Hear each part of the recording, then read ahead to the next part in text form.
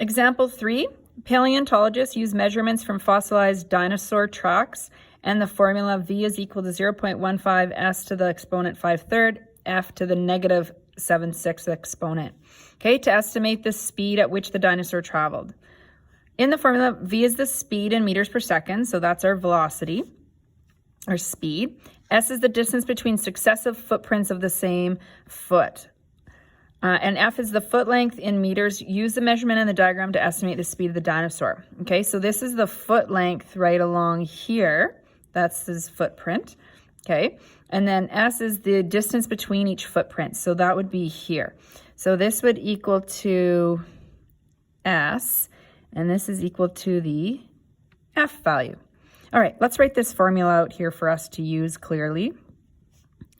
So S to the 5/3 F to the negative 7/6. Okay, so substitution into the formula. We'll do that step first. So we're going to put the numbers in the correct place of the variable. So S is 1 to the 5/3 times F is 0.25 to the negative 7/6. Okay. So this is a calculator question, and it's really the idea behind this is making sure that you do know how to use the buttons correctly on your calculator as needed. Okay, so exponents have to happen first, and then we can multiply. So nothing's going to happen with the 0.155. 1 to the exponent 5/3. Well, I know that 1, I don't need a calculator for that because I know that 1 to any exponent is still 1. So that's good news, and of course 1 times that's going to just be 0.155 still. Here's where I'm going to need the calculator. Okay, so rather than write this as 1 over 0.25 to the positive 7/6, I'll still just use my calculator and type in the negative sign. Make sure on your calculator you know what the negative button looks like.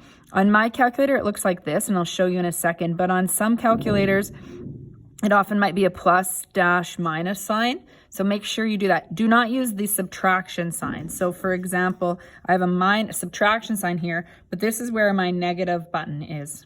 Okay, so I want to take 0.25 to the exponent negative 7/6. So we go 0.25. Remember, my exponent button is this button here, the little hat. There. Okay, to put in the fraction, because I need the calculator to get to the exponent negative 7/6, I need that brackets.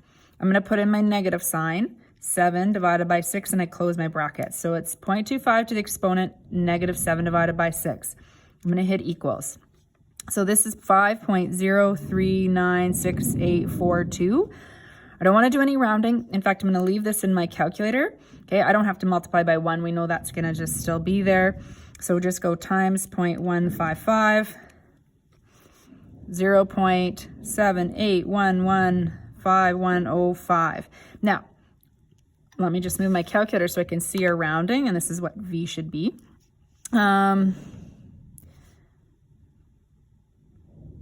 I don't think there was a rounding part of this one, so that's fine. So you can round it to whatever decimal place you want. So I'm not going to bother reading that out. We can just say meters per second. Usually we probably would have only wrote 0.78 or 781 or something like that, meters per second.